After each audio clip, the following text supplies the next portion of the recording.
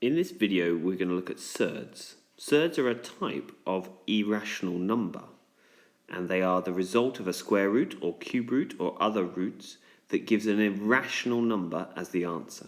So let's look at some surds. So for instance, the square root of 2 is an irrational number, as when you look at its decimal expansion, it goes on forever and ever and doesn't repeat. Likewise, the square root of 37 and the cube root of 7. Now, not all roots are surds. For instance, the square root of 16 gives 4, which is a rational number.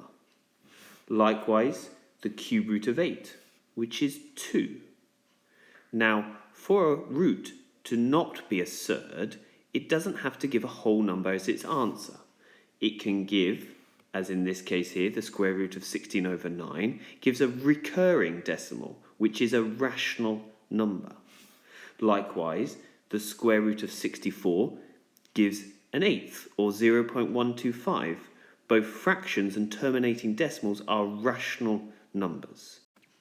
And so to summarize, a surd is a square root or other root that gives an irrational number as its answer, i.e., when you look at its decimal expansion, it goes on and on forever and there is no pattern to it.